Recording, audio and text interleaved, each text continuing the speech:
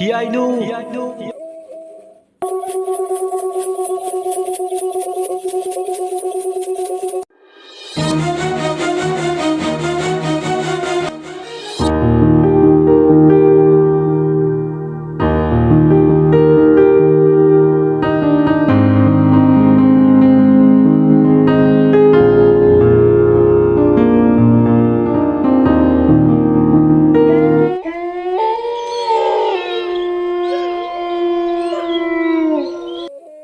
Ingele,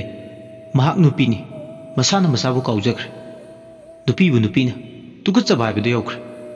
Sahi na uribi ingele, machin da thole. Nang naigi, apo pipale mi mawarisu. Aina nangbu, tengna ba mapamda. Ikusu thang ma pairaga,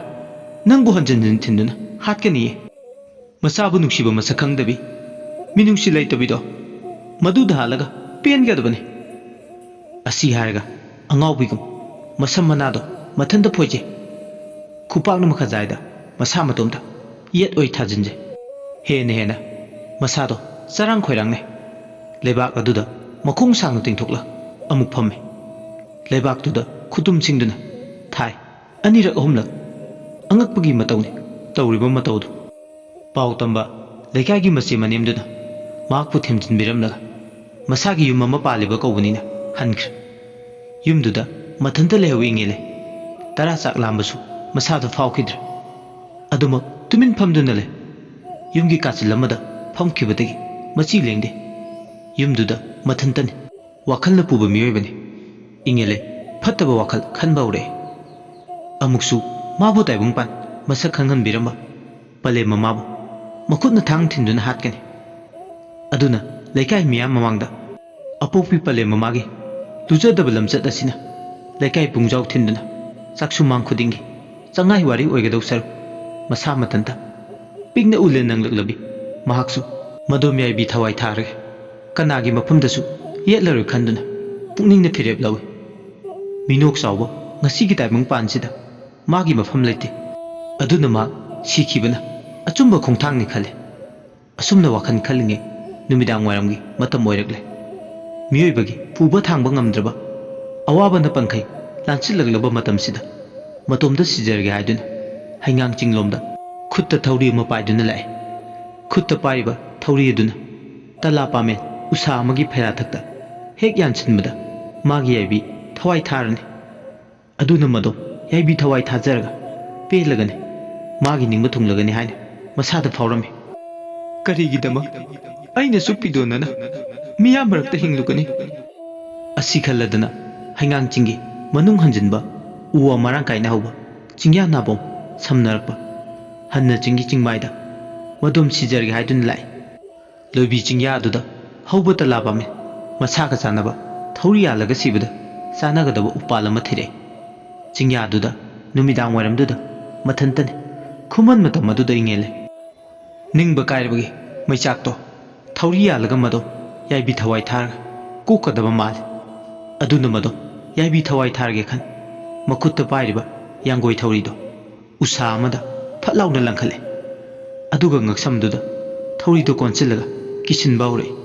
ingele machinda tapna sole miluda pirang ihore he hanna chingching maida horiba tala pa melo nangi na saikonda namo mai gi yaibi thawai se ngasi kauba korongno thawai ai gi thajarage laibak thibi namo mai di ngasi gi taibang palsida hinglubagi wan tok lait apokpi pale mi mana mirai rabi aibu lakshin biro khoyum lairam lenda ngasi kauba korong nongdagi tinjarage asi haiga mamit ani do tapna ushinkre milu ani gi napomdadi pidang ni hori thauri do thuba krak lakshin bawrokpaga usadu tektun laimai ta tare usadu tekpadagi ingelesu laimai ta tasile adumna hek tawbaga chingya adugi akoibada ayingba unpuba nuksitama sile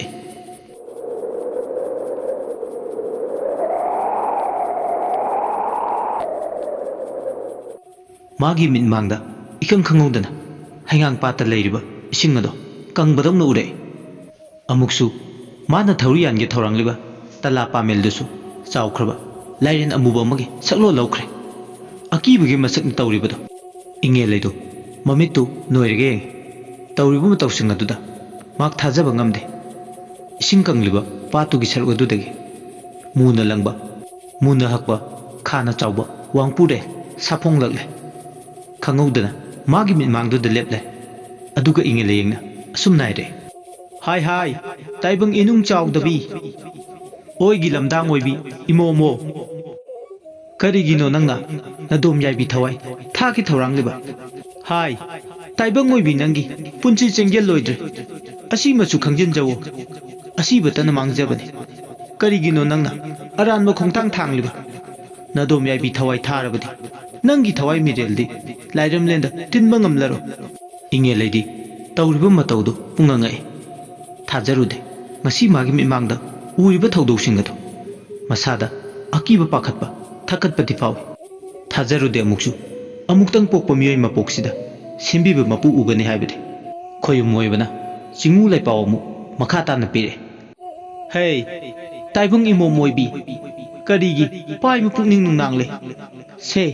ꯍꯥꯏꯒꯦ ꯇꯥꯎ ꯍꯌꯦꯡ ꯀꯣꯔꯧ ꯏꯅꯨꯡ ꯌꯥꯏ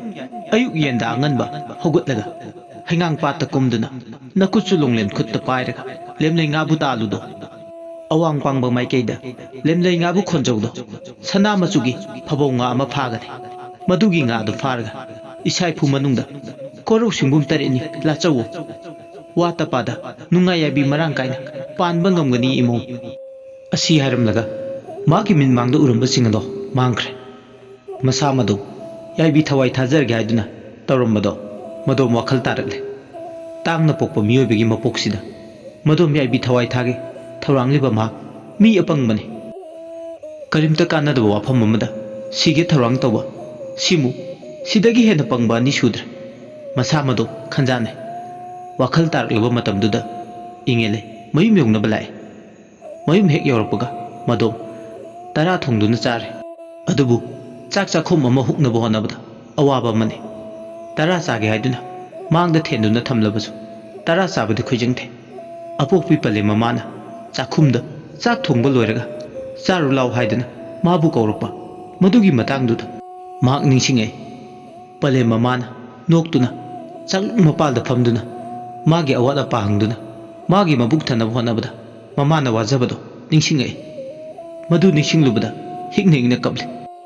ꯆꯥꯛ ꯆꯥꯈꯣꯝꯗꯨꯃ ꯍꯨꯛꯀꯦ ꯇꯧꯕꯕꯨ ꯍꯨꯛꯇꯅ ꯇꯣꯛꯏ ꯑꯔꯥꯝ ꯈꯧꯔꯥꯡꯕ ꯆꯥꯟꯅꯅ ꯐꯥꯎꯔꯁꯨ ꯇꯔꯥ ꯆꯥꯈꯣꯝ ꯑꯃꯠꯇꯁꯨ ꯍꯨꯛꯆꯕ ꯉꯝꯕꯒꯤ ꯃꯉꯣꯟꯗ ꯊꯧꯅꯥ ꯂꯩꯔꯝꯗ꯭ꯔꯦ ꯆꯥꯛꯂꯨꯛ ꯃꯄꯥꯜꯗꯨꯗ ꯐꯝꯂꯒ ꯑꯃꯨꯛ ꯍꯤꯡꯅ ꯍꯤꯡꯅ ꯀꯞꯂꯤ ꯄꯂꯦꯝ ꯏꯃꯥ ꯄꯣꯛꯄꯤ ꯏꯃꯥ ꯅꯪꯒꯤ ꯊꯃꯣꯏꯗꯣ ꯊꯧꯗꯨ ꯅꯨꯡꯗꯒꯤꯁꯨ ꯍꯦꯟꯅ ꯀꯜꯂꯤ ꯏꯃꯥ ꯄꯂꯦꯝ ꯅꯆꯥꯕꯨ ꯀꯅꯥꯅ ꯁꯤꯟꯅꯔꯝꯕꯒꯤ ꯄꯂꯦꯝ ꯑꯁꯤ ꯍꯥꯏꯔꯗꯅ ꯇꯦꯡꯊꯥꯅꯥ ꯑꯣꯏꯅꯅ ꯆꯥꯛꯂꯨꯛ ꯃꯄꯥꯜꯗꯨꯗ ꯀꯞꯂꯤ ꯇꯔꯥ ꯆꯥꯛ ꯆꯥꯒꯦ ꯍꯥꯏꯕ ꯉꯝꯗ꯭ꯔꯦ ꯉꯁꯤ ꯄꯂꯦꯝ ꯑꯃ ꯀꯥꯏꯅ ꯃꯩꯆꯥꯛꯅ ꯃꯔꯝ ꯑꯣꯏ ꯑꯋꯥꯕꯅ ꯃꯁꯥ ꯄꯨꯝꯕ ꯂꯥꯡꯒꯣꯏ ꯆꯟꯈꯤꯕꯅ ꯇꯔꯥ ꯆꯥꯛꯇꯨ ꯆꯥꯗꯅ ꯑꯗꯨꯃꯛ ꯃꯥꯒꯤ ꯐꯃꯨꯡꯗꯨꯗ ꯈꯣꯝꯂꯦꯟ ꯇꯨꯝꯈꯨꯟ ꯇꯥꯟꯕ ꯆꯪꯂꯛꯂꯦ ꯑꯗꯨꯕꯨ ꯌꯨꯝꯗꯨꯒꯤ ꯃꯅꯨꯡꯗ ꯃꯊꯟꯇ ꯅꯥꯏꯇꯣꯝ ꯊꯥꯎꯃꯩ ꯊꯥꯜꯂꯒ ꯂꯩ ꯃꯊꯟꯇ ꯌꯨꯝꯗ ꯂꯩꯕꯁꯨ ꯆꯥꯔꯒꯤ ꯄꯣꯔꯣꯠ ꯆꯦꯠꯅ ꯂꯣꯜꯂꯕꯁꯨ ꯍꯦꯛ ꯍꯦꯛ ꯃꯁꯥꯗ ꯑꯀꯤꯕꯗꯤ ꯐꯥꯎꯏ ꯃꯊꯟꯇ ꯌꯨꯝ ꯑꯗꯨꯒꯤ ꯃꯅꯨꯡꯗ ꯅꯨꯃꯤꯗꯥꯡꯗꯨꯗ ꯂꯩꯕ ꯉꯝꯂꯝꯗꯦ ꯍꯦꯟꯅ ꯑꯋꯥꯕ ꯍꯥꯏꯕꯗꯨ ꯑꯣꯏ ꯃꯤꯠ ꯑꯅꯤꯗꯣ ꯍꯦꯛ ꯎꯏꯁꯤꯟꯕꯒ ꯅꯣꯡꯃꯩꯕ ꯄꯂꯦꯝ ꯃꯃꯥꯒꯤ ꯃꯥꯏꯊꯣꯡꯗꯣ ꯍꯦꯛꯇꯃꯛ ꯎꯔꯛꯏ ꯑꯗꯨꯅ ꯃꯍꯥꯛ ꯈꯣꯝꯂꯦꯟ ꯇꯨꯝꯈꯨꯟ ꯇꯥꯅꯕ ꯊꯧꯔꯥꯡ ꯇꯧꯕꯁꯨ ꯊꯧꯔꯥꯡ ꯇꯧ ꯉꯝꯗ꯭ꯔꯦ ꯑꯗꯨꯕꯨ ꯌꯥꯝ ꯋꯥꯅ ꯃꯃꯤꯠ ꯑꯅꯤꯗꯣ ꯆꯦꯖꯦꯠ ꯎꯏꯁꯤꯟꯗꯨꯅ ꯇꯨꯝꯃꯤ ꯑꯍꯤꯡꯗꯨ ꯌꯥꯝ ꯋꯥꯅ ꯑꯋꯥꯕ ꯃꯩꯆꯥꯛ ꯃꯔꯛꯇ ꯃꯍꯥꯛ ꯈꯣꯝꯂꯦꯟ ꯁꯥꯡꯅ ꯇꯥꯔꯦ ꯑꯋꯥꯕꯗꯒꯤ ꯑꯋꯥꯕꯅꯤ ꯏꯃꯥ ꯀꯥꯏꯅꯕꯒꯤ ꯃꯩꯆꯥꯛꯁꯦ ꯑꯄꯣꯛꯄꯤ ꯄꯂꯦꯝ ꯏꯃꯥꯗ ꯑꯃꯨꯛ ꯍꯟꯅ ꯏꯃꯥ ꯀꯧꯕ ꯐꯪꯂꯔꯣꯏ ꯈꯜꯂꯨꯕꯗ ꯃꯗꯨꯒꯤ ꯄꯨꯕ ꯊꯥꯡꯕ ꯉꯝꯗ꯭ꯔꯕ ꯃꯩꯆꯥꯛꯇꯨꯅꯗꯤ ꯃꯔꯝ ꯑꯣꯏꯔꯒ ꯃꯍꯥꯛ ꯑꯍꯤꯡ ꯇꯨꯝꯊꯕ ꯉꯝꯗ꯭ꯔꯤꯕ ꯑꯗꯨꯕꯨ ꯑꯍꯤꯡ ꯑꯗꯨ ꯂꯣꯏꯈ꯭ꯔꯦ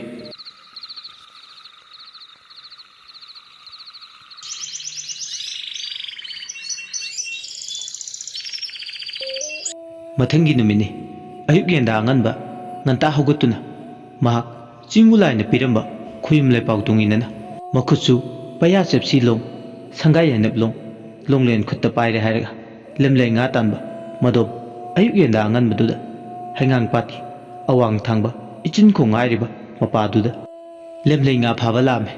matamdu korau anganbana khingarangaygi yam nganba matamne patuda mi thoina kumba ude mi manga tara amadi adu patuda machin chinta pangba ui chingu lepau tunginana madom inge ledi long du pairaga awang thangbai maikei duda chingu mabu thagonana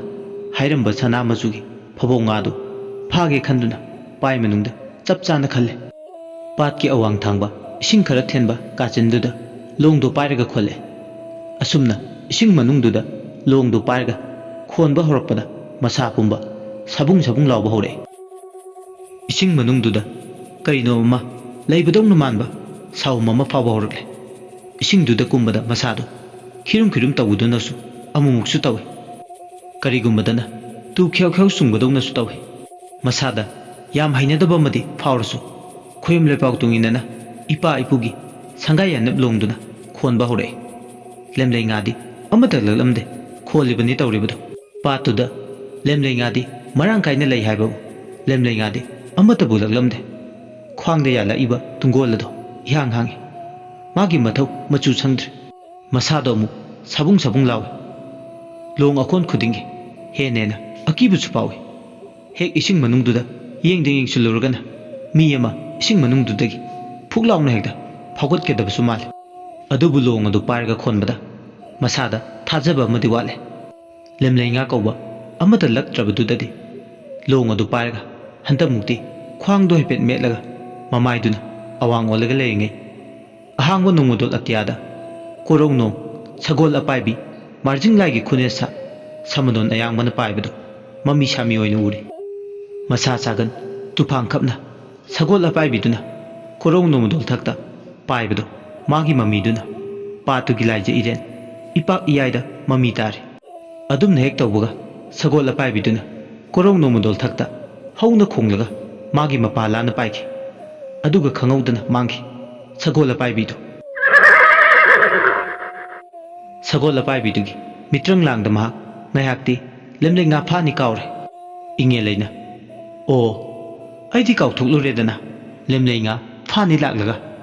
singu magi mapawdo lemna mangan bayade asi hairedana long adu khole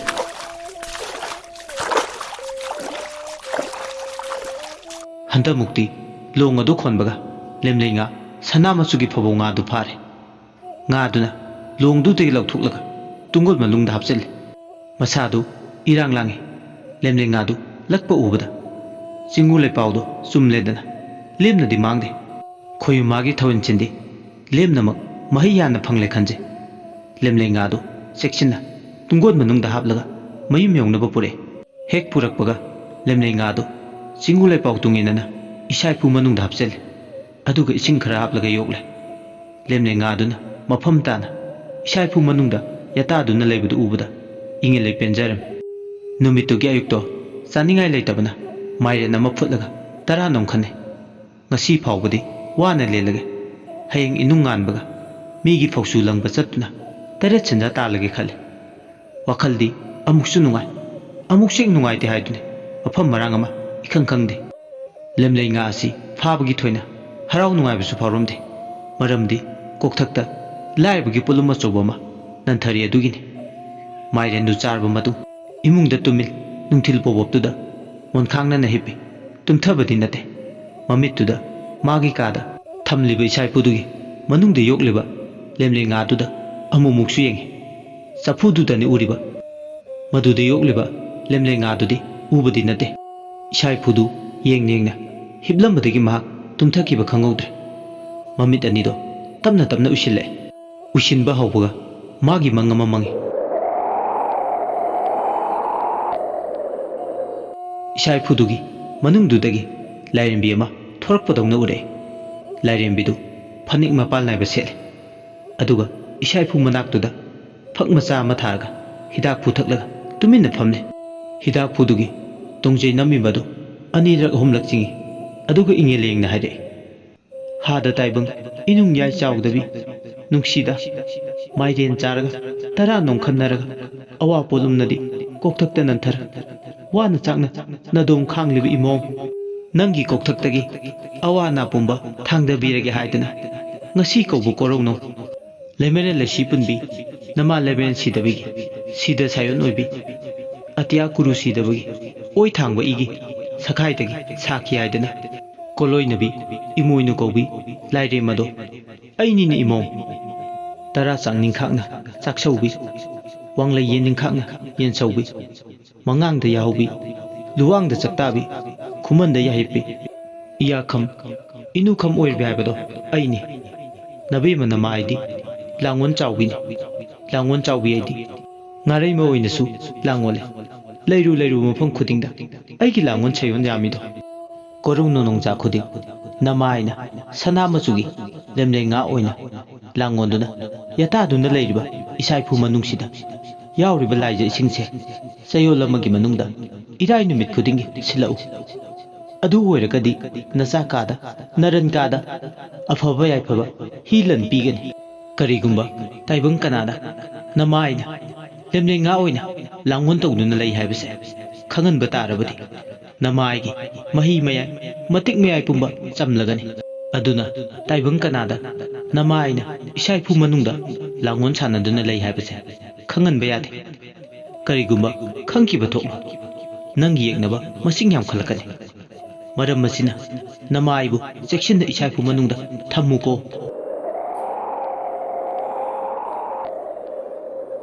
asi haram laga lairimbi du mangkhre adum hek mangkhibaga tumduna leibi ngeledo tumlambadi mikap khangtok thole mikap hek tholakbaga mak phamungdagi hogotlaga isai phudugi manak tamna changsille aduga madugi manungda yoktuna leiba lemle ngadobu mamit kuptuna yengi laije ironungda ipa langduna leiba lemle ngadu yenglaga magi khomlen manglan chada hairambado amukna hongnana ningsingai